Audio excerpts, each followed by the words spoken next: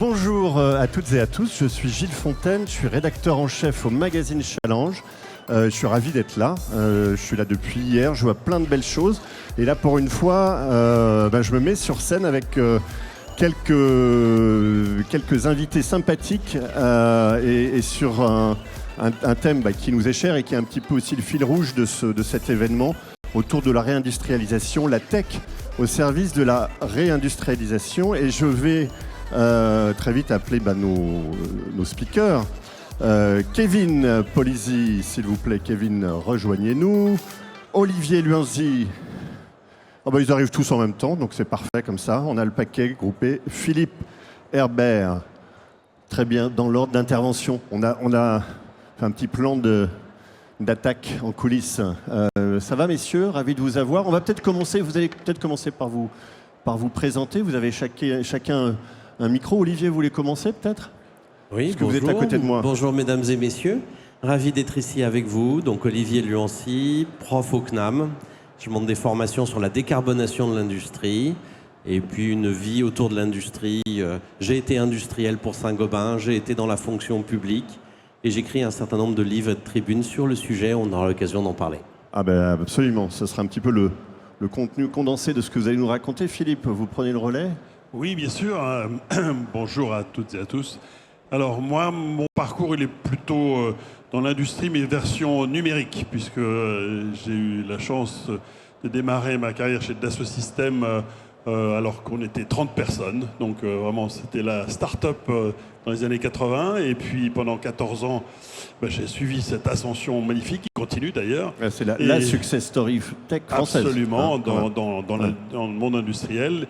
Et puis je suis passé du côté obscur de la force chez les investisseurs, dans le venture. Et puis à l'occasion de discussions avec le ministère de l'Industrie et du Numérique, ils m'ont demandé de présider la mission 5G industrielle.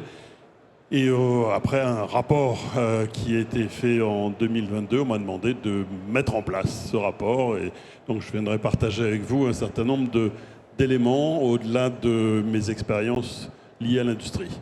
Voilà, très bon regard sur effectivement ce qui se met en place, ce qui marche moins bien, et puis peut-être aussi des comparaisons avec d'autres pays bien industrialisés aussi.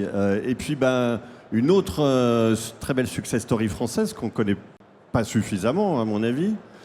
Kevin, comment on dit, United Technologies, comment on dit en français? On va le dire en français, non?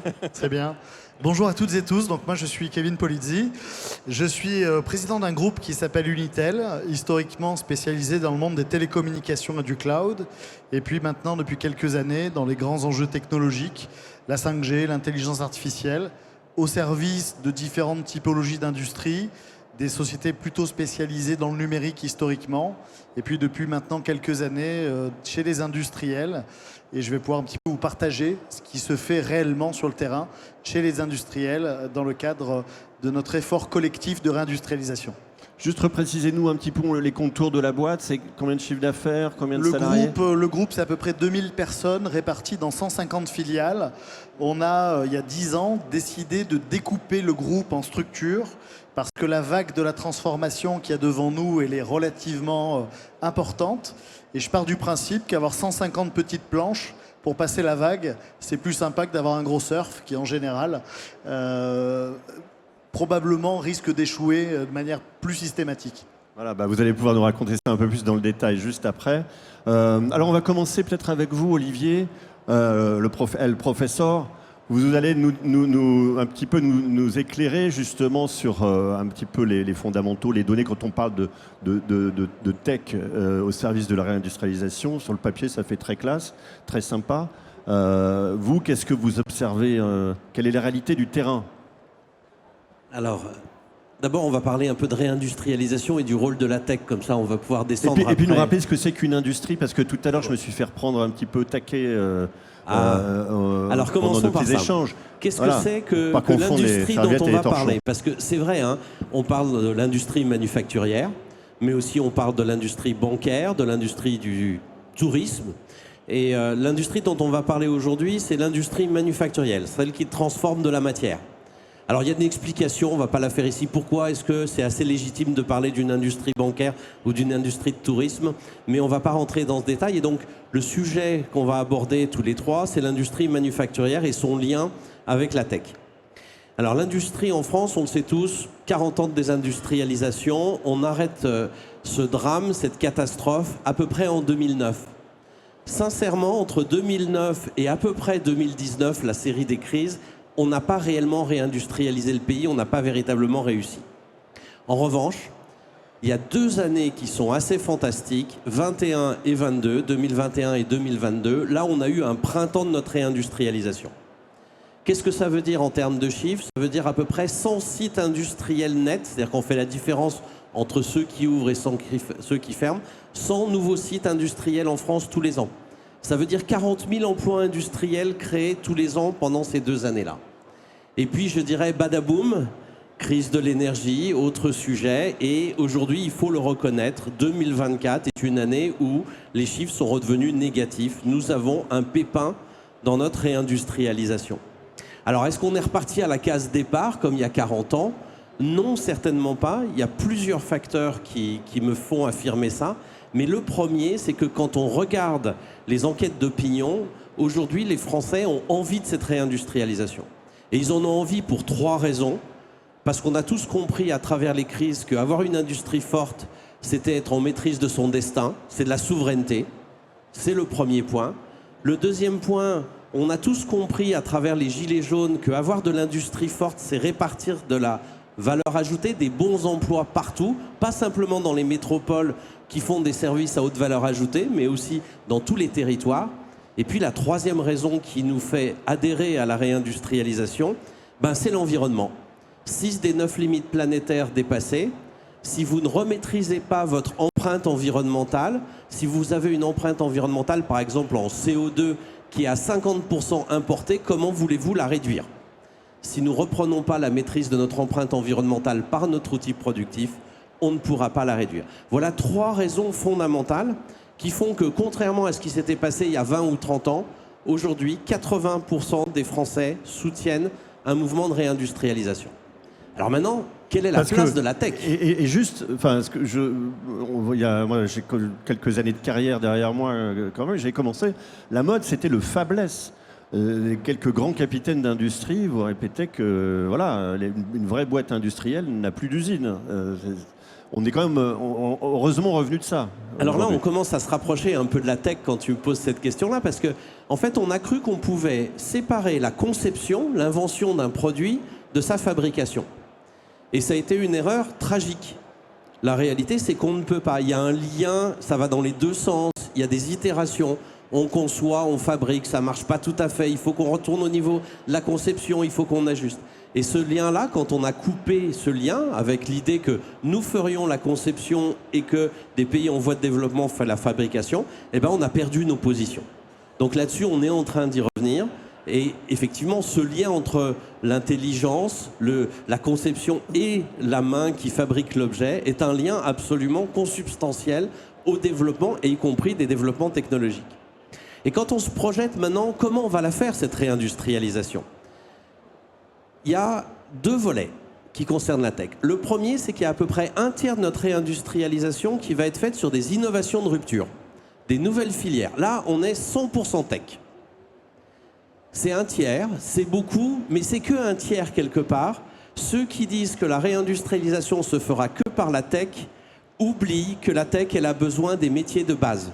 Vous faites une filière d'hydrogène, 20% des compétences sont liées à la molécule d'hydrogène, 80% sont des métiers de base de l'industrie. Vous avez besoin de sidérurgie, de mécanique, de robinetterie, etc. Chaudronnier. Ou de chaudronnier, etc. Le deuxième rôle de la tech, dans cette réindustrialisation, c'est sur ces métiers c'est un métier ancien, c'est savoir-faire ancien. Ils ne vont pas pouvoir continuer à être faits de la même façon. Et là, quand vous faites une feuille de route, on verra, on discutera industrie 4.0 ou intelligence artificielle, mais quand vous mettez de ces technologies-là dans des métiers anciens de l'industrie, vous faites 15, 20, jusqu'à 30% de gain de productivité en quelques années. Je vais le dire autrement, vous le faites, vous pouvez survivre en Europe par rapport à des concurrents qui n'y seraient pas, vous ne le faites pas, à terme, vous êtes mort. Et la grande difficulté qu'on a, et je pense qu'après Philippe va nous expliquer un petit peu qu'est-ce qu'il a constaté, c'est que certes, on est pas mal sur la nouvelle tech, on pourrait sans doute aller plus vite, on a d'autres freins, mais même sur la diffusion des briques technologiques dans les anciens métiers, ça va pas assez vite. On a une forme de conservatisme et de résistance. Voilà un peu pour le paysage global de notre réindustrialisation et son rôle, et le rôle de la tech, le positionnement. Un tiers purement tech, nouveaux métiers, 2 tiers sur lesquels la tech permet d'améliorer les processus et de les rendre compétitifs. Merci Olivier. Alors Philippe, la réalité du terrain, vous la voyez j'allais dire, quotidiennement. Vous les voyez, vous, ces blocages, ces complications culturelles pour adopter ces technologies? Alors clairement, hein, Olivier a tout à fait raison sur le tiers qui se projette sur nouveaux produits, nouveaux process et autres. On ne va pas en parler parce que, bon, c'est comme toutes les innovations, il y en a qui vont réussir, d'autres qui vont moins bien réussir, mais celles-là, elles n'ont pas besoin d'accélérateurs, elles n'ont pas besoin de stimulants. Alors moi, je m'occupe de celles qui ont besoin un petit peu d'informations et de stimulants. Pourquoi? Parce que il y a un certain nombre de technologies et qui sont toutes basées autour de la donnée. En fait, c'est la révolution numérique qui fait que l'ensemble de l'industrie doit et surtout peut se réinventer. C'est-à-dire que aussi bien de la conception à la fabrication, à la maintenance, au cycle complet de vie du produit, la donnée qui est liée aux produits fabriqués, dont on parlait tout à l'heure, donc l'industrie, tout ça doit être remis en cause, pas pour changer les méthodes, simplement pour mieux les comprendre, mieux les adapter, les rendre encore plus flexibles et surtout gagner en compétitivité et en qualité. Et ça, c'est l'enjeu, c'est la vision stratégique. Maintenant, quand on va sur le terrain, qu'est-ce qui se passe? Ce qui se passe, c'est que l'industrie française, pour l'instant, dans sa numérisation, et le mot industrie 4.0 ou industrie du futur a été mentionné, on voit bien qu'il y a un cheminement, il y a un mouvement qui se fait, mais on est encore à moitié du chemin, on va dire. Et il y a encore un certain nombre de sociétés qui se demandent si vraiment c'est pour elles.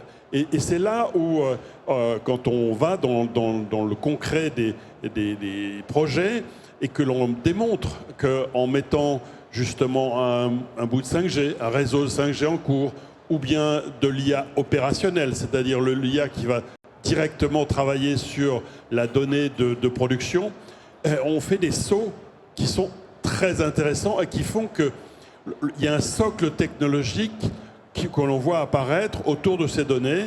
Et dans ce socle, moi je mets l'intelligence artificielle, bien sûr, mais aussi la cybersécurité, parce que les données, il faut qu'elles soient sécurisées.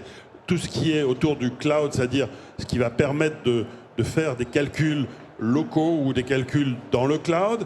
Et puis la 5G, parce que c'est un réseau qui permet d'être à tout moment en ubiquité, c'est-à-dire en temps réel et puis dans toute localisation, avoir accès à ces données et interagir sur ces données. Et le résultat, c'est ce que tu disais, chacun de ces avancées, c'est 15, 20, 25, 30% de gains en productivité. Mais quand vous ramenez ça au monde industriel, c'est énorme. C'est énorme. Vous imaginez une usine, vous pouvez produire, et c'est le cas que l'on a vu aujourd'hui chez Alcatel Submarine Network, qui avait en fait un carnet de commandes qui était 50% plus important que sa capacité de production. Donc ils ont dit on va reprendre les choses à la base, et ils ont mis en place des réseaux 5G, ce qui leur a servi de levier de transformation, et aujourd'hui ils sont en train de justement remplir le contrat et d'avoir un gain de productivité sans avoir augmenté la capacité de l'ordre de 20-25%. Mais vous avez l'impression qu'aujourd'hui les Français sont plutôt en avance de phase là-dessus, sur le déploiement de ces nouvelles technologies, la 5G industrielle par exemple. Comment on se compare par rapport à des Allemands ou par exemple à nos voisins européens? Bon, premièrement, dans la transformation numérique, on a été un petit peu tardif, donc tout le reste va suivre. Si vous voulez des chiffres très concret autour, par exemple, de la 5G, qui est un symptôme, c'est simplement un thermomètre. Hein. La 5G, c'est un des éléments pour gérer les réseaux et la donnée. En France, on a une douzaine de sociétés qui sont en production. On a une cinquantaine qui sont en train d'aller vers la production. Mais il faut comparer, en Allemagne, on est plutôt à 30-40. Aux États-Unis, une bonne centaine de sociétés industrielles qui sont en production en utilisant des réseaux 5G. Et en Chine, on est plutôt à 3500-4000. Donc on voit qu'il y a encore un petit chemin à faire. Ce qui est important, c'est que la dynamique est lancée. Et puis c'est maintenant qu'il faut le faire. Voilà, c'est pas foutu. On peut encore... On a un petit peu de retard à rattraper par rapport aux Chinois, mais c'est pas... Oui, c'est enfin, pas on est proportionnellement. Oui, faut bien sûr, être, bien sûr. Simplement, si vous voulez, ce qui est important surtout, c'est pas le chiffre. Ouais. C'est simplement, on voit bien que c'est le chemin qu'il faut faire. Oui, oui, absolument. Alors, on va avoir un peu la réalité du terrain avec vous, Kevin. Parce qu'à la fois, on y reviendra tout à l'heure, peut-être avec ce que vous permettez de faire à vos clients, mais vous aussi, vous vous structurez comme ça et ces technologies, vous les embrassez, comme disent les Américains. Donnez-nous un petit peu, vous, votre feeling d'entrepreneur là-dessus. Bah, clairement, comme le disaient mes voisins, on est en pleine transformation, en pleine mutation. Certaines sont choisies, beaucoup sont subies à date. On a 3 grandes transformations qui concernent tout le monde, vous les premiers. La transformation digitale, on va en dire 2 mots. La transformation managériale, qu'est-ce qu'on accepte de faire dans son travail, combien de temps on accepte, quelles conditions de travail on accepte d'avoir. Et puis la transition environnementale au sens de la décarbonation, mais environnementale aussi au sens des écosystèmes et de la manière dont on est capable d'interagir ensemble. C'est probablement la première fois qu'on doit faire face à ces 3 transformations simultanément avec des industriels, des usines, une économie qui a 30 ans, 40 ans, 50 ans et qui n'a pas l'habitude de bouger rapidement. C'est des cycles qui sont longs, des investissements qui sont longs, des personnels qui parfois sont aussi dans une pratique du quotidien assez répétitive, mais surtout des industriels qui le plus souvent ont mis un grand grillage autour de leur usine. Et ils sont très contents de rester dans leur précaré, dans une forme de confort dont chaque année on vous dit qu'on perd en compétitivité et qu'on perd en capacité d'aller se battre sur des marchés, notamment des marchés nouveaux. Bon, bah, globalement, il n'y a pas de miracle. C'est assez simple la manière dont on doit adresser les choses. La première chose, c'est que le digital, la technologie, vous donne la capacité de choisir. On a des objets connectés, on a des algorithmes, des applications, du cloud, de la 5G. Tout ça, in fine, ça sert à collecter de la donnée, à obtenir des tableaux de bord et à automatiser une partie du décisionnel. Est-ce que je mets en route ma chaîne de fabrication quand je paye l'électricité très cher? Ou est-ce que finalement, je ne me débrouille pas pour recaler un petit peu toute ma production pour gagner des 0,2%, des 0,5%, des 0,8%? Et puis une fois que vous faites l'addition de tout, vous récupérez 10, 15, 20, 30% de marge directe. Et nous, on ne va pas y aller par 4 chemins. On a commencé par s'appliquer ce qu'on vendait à nos clients, à nous-mêmes. Construction de data center, premier projet, devis 24 millions, premier projet livré à qualité équivalente 12 millions, budget divisé par 2. Capacité de construire des bâtiments, 24 mois, plus un architecte, plus des projets, bâtiment livré en 18 mois, all inclusive. Et donc, vous voyez qu'en utilisant la technologie, vous générez des économies structurelles et tous ces budgets, ils sont remis au service de la R&D. Pourquoi ? Parce que nos clients, ils n'ont pas l'habitude de réfléchir comme ça. Ils n'ont pas l'habitude de faire des projets moins chers, plus courts, plus performants, plus compétitifs. Et donc, cette technologie, elle sert à ça. Évidemment, quand les cycles sont moins longs, vous décarbonez by design, puisque vous consommez moins de véhicules, moins de RH, moins de produits, moins de matières. Et donc finalement, ce cycle qui se met en route, qui est un cycle absolument naturel, vous verrez très rapidement qu'il est corrélé à des économies importantes et des économies que vous pouvez remettre au service de vos salariés, de votre recherche et développement, ou de votre croissance externe. Je vous le disais en introduction, on a 150 filiales. Pourquoi on a 150 filiales? Parce que les Français, ils adorent faire des choses technologiquement géniales, mais ils adorent la complexité. Et donc, couper les équipes en petits morceaux, ça vient créer une espèce de complexité qui est noyautée dans des divisions, mais transversale par les produits. Aujourd'hui, on a connu un cycle dans lequel les gens achetaient des produits, et puis avec le cloud, on a basculé ça vers les services. Aujourd'hui, on est dans l'économie des usages. Un simple circuit électronique qui détecte prédictivement l'incendie, il vaut X euros à fabriquer en sortie de chaîne de fabrication et il peut être vendu n'importe quel prix. Si vous le vendez à quelqu'un dans le grand public, le client payera ça 40 euros. Si vous vendez ça à un industriel dans son usine critique, il payera 400. Si vous le vendez dans le nucléaire, il payera 4000.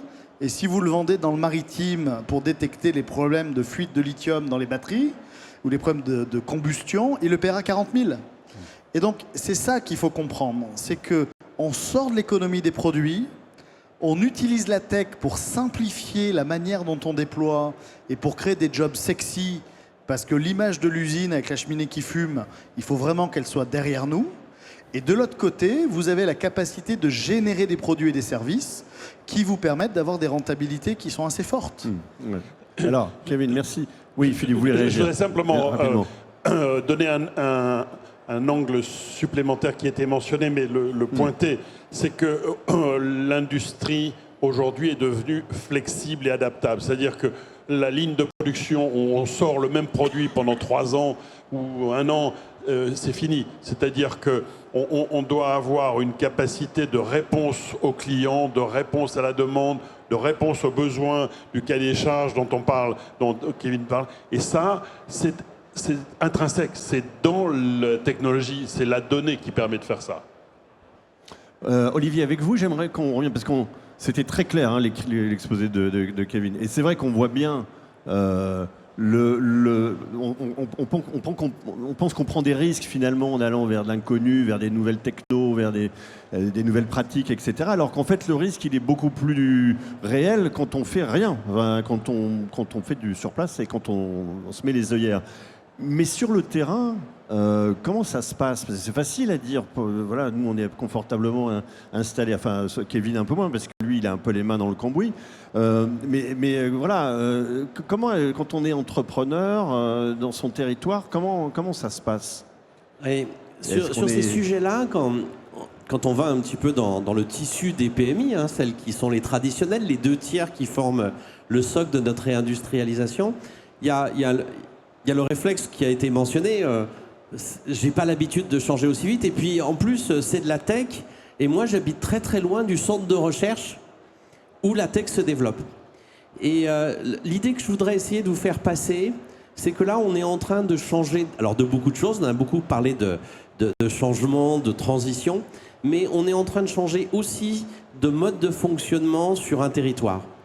Quand on avait lancé par exemple Territoire d'Industrie, j'ai eu le plaisir d'en être le premier délégué général en 2019, on pensait oui, on va faire des trucs classiques, les industriels sur un territoire avec les élus, ils vont discuter du foncier par exemple, un sujet voilà, de la formation éventuellement. Et moi je suis marqué aujourd'hui quand je continue à visiter des territoires d'industrie, des nouveaux sujets qui arrivent et qui sont dans des discussions de territoire, comme l'innovation, comme la tech. En fait, je le lis de la manière suivante que je vous propose comme une grille de lecture. Peut-être j'ai raison, peut-être pas. Mais on est en train de changer de manière de fonctionner. Si vous vous dites, j'ai un besoin technologique, je vais écrire la spécification et je vais faire un appel d'offres dans une économie transactionnelle, vous allez sans doute avoir beaucoup de problèmes à réussir. Si en revanche, par rapport à votre problématique, vous vous mettez autour de la table, en plus, entre chefs d'entreprise qui se connaissent parce qu'ils sont dans le même territoire, ils sont peut-être allés à la même école, ils ont une relation de confiance en eux. Peut-être même sont-ils concurrents, mais on arrive à mettre ça de côté. À ce moment-là, par une attitude de coopération, et non pas une économie transactionnelle, mais une économie de coopération, on avance beaucoup plus vite, y compris pour les PMI traditionnelles. Et c'est vraiment le message que je veux essayer de vous faire passer, qui est un petit peu à l'image de ce que disait tout à l'heure Philippe. On a construit des usines avec des grillages autour, notamment parce qu'il y a très longtemps, c'était le lieu du conflit social, qu'on ne voulait pas voir les choses, etc. Ce temps-là est révolu. Ouvrons nos usines pour accueillir des jeunes, mais aussi allons voir les voisins sur un territoire pour se confronter sur la manière de résoudre un défi technologique simple, hein, qui peut être « je veux robotiser ma ligne, et toi, est-ce que tu l'as fait ?» J'ai mis en place un Kobo, est-ce que toi, tu n'as pas envie de le faire? Voilà ce que j'ai rencontré concrètement comme difficulté pour le faire, plutôt que de faire un cahier des charges techniques qu'on invente et sur lequel on tâtonne, et une fois sur deux, on se casse la gueule. Le rôle du territoire, de la communauté, de l'écosystème autour de vous est encore plus important. Et même si on est loin, et surtout si on est loin des centres de recherche, des centres où il y a cette création de nouvelles technologies. Philippe. Alors, je vais illustrer simplement, parce que c'est ce qu'on a fait justement sur la 5G. On a fait des campus Fab Lab 5G. Il y en a un à Cluses, par exemple, dans la vallée de l'Arve. Ce qu'on voulait, c'était avoir une filière d'industrie ou un bassin fédérateur d'industriels. Et on voit bien que ça marche. Ça marche à Rennes avec Excelcar, ça marche à The Camp, ça marche à Dunkerque. On voit bien que les industriels veulent parler à leurs pairs. Et quand on fait un bilan après la première année, par exemple, du campus Fab Lab de Cluses, il y a déjà une cinquantaine d'industriels qui sont venus pour se former, pour s'informer, pour construire des premiers projets, pour discuter. Et on a fait également un tour de France avec 6 étapes où on a eu à peu près une centaine d'industriels qui venaient à chaque étape pour voir se déplacer de 100 km, parler avec son écosystème. C'est en confiance que les gens le font. Et on progresse beaucoup plus vite. C'est un témoignage que je voulais simplement donner pour renforcer le point d'Olivier. Mais alors, je vois Kevin qui se marre à côté. C'est quoi comment il faut interpréter ce rire? Non, mais ce qui est intéressant, ce que disait Olivier, il faut sortir de son usine, quoi. C'est-à-dire que maintenant, il faut aller partager. On n'a jamais eu autant d'outils, de Facebook, de LinkedIn, de tout ce que vous voulez. Et cette connaissance, elle n'arrive pas. Nous, on a fait la même erreur que tout le monde. On a passé 10 ans à développer de la tech, à se faire plaisir, comme des ingénieurs français, quoi. Mais aujourd'hui, on est en panne d'adoption, on est en panne de compréhension. Et donc, le gros enjeu, c'est plus la tech pour la tech. Le gros enjeu maintenant, c'est de massifier le déploiement, de trouver des business models hybrides, parce que quand on n'a pas la compétence en interne, il faut être capable d'acheter du conseil. C'est pas notre grande qualité en France. On a un peu du mal à acheter à l'extérieur. On aime bien faire nous-mêmes. De l'autre côté, il faut être capable de regarder ce qui se fait dans des Fab Labs. Avec Philippe, on a déployé un petit peu de partout des Fab Labs 5G. Aujourd'hui, ça commence à marcher, mais il y a 3-4 ans, c'était un barbarisme, voire une folie. Or, s'il n'y a pas de pédagogie, s'il n'y a pas d'apprentissage, et je pense que c'est un petit peu l'objectif de cette journée aussi, hein, si on n'est pas capable de partager nos succès, mais surtout de partager nos échecs, on ne peut pas grandir. Et donc, ce qui est intéressant, nous, on l'a vu, on a racheté The Camp, qui est un campus d'innovation il y a 2 ans, pour en faire un campus d'innovation d'usage, sur des cas d'usage, pas sur de la tech. On vient s'inscrire un petit peu comme le psychologue dans la vie de tous les jours. On vous écoute, on réfléchit ensemble et on essaye de bâtir un chemin pour gagner du temps, s'adapter à des budgets qui ne sont pas toujours là, il faut dire la vérité, mais surtout être capable de mener un combat collectif parce que quand on a des usines en Chine qui produisent, quand les gens à l'extérieur n'ont pas les mêmes normes et contraintes que nous, quand ils ont la chance d'avoir un gouvernement, le point, c'est que globalement, on a, nous, un combat qui est un combat de solidarité. Hein. On ne va rien pouvoir faire tout seul. C'est impossible. Par contre, nos produits ont toujours une importante qualité. Ça se diffuse relativement facilement. Si le marketing, il est un petit peu fin, avec pourquoi pas un business model un peu innovant, on réussit. Et sincèrement, aujourd'hui, tout ça, c'est à portée de main. Alors, juste, il nous reste 3 minutes, ça va aller super vite, mais on n'était plutôt pas trop pessimiste quand même. Enfin, on était dans le constat assez... Bon, ça n'a pas plus pas la grosse bamboche, mais Moi, je croyais que vous me disiez, Vu où nous globalement- en étions, au fond de la piscine, vous savez, on va rebondir. Exactement. Bon, alors, mais on en est où, justement? Les petits, vous êtes plutôt optimistes, pessimistes? Les indicateurs que vous avez, qu'est-ce qu'ils vous disent? Tous les trois, rapidement, 1 minute chacun. Oui, moi je suis optimiste parce que je vois les résultats. Simplement, il faut que ça aille plus vite et il faut entraîner le maximum de gens. Donc c'est là où on se complète bien dans la façon de travailler. Il faut être local, il faut échanger, il faut partager, il faut chasser en meute. C'est un niveau toujours très compliqué en France, mais bon, il y a des capacités, on voit que c'est possible. Maintenant, il faut s'en saisir, c'est sûr. Et toutes les filières industrielles qui ne s'en saisiront pas, malheureusement, telles que l'a indiqué Olivier, elles disparaîtront. Et je pense que, par exemple, l'automobile, aujourd'hui, est en grand danger. Olivier? Ouais. Alors, on n'a pas le choix. Moi, je vais vous le dire Voilà. comme ça. Je veux dire, si on finit par mettre la clé sous la porte sur notre industrie, on n'aura pas de souveraineté, on n'aura que des services dont la valeur ajoutée se concentreront dans des super métropoles, peut-être comme celle-là, mais souvenez-vous quand même, on a vécu les gilets jaunes, c'était d'une violence incroyable. Et 3, on ne sera pas contributif à la réduction de notre empreinte environnementale parce qu'on n'aura aucune maîtrise. Donc, on n'a pas le choix, premier truc. Deuxième point, il n'y a pas de fatalité. En 2019, quand on avait fait la carte France des territoires qui marchaient bien au niveau industriel, il y en avait à peu près 6. Figeac, la vallée de l'Arve, pour parler de territoires pas très loin d'ici, etc. Aujourd'hui, je pense qu'il y en a une 50aine ou une 60aine de territoires qui sont mobilisés avec des dynamiques collectives.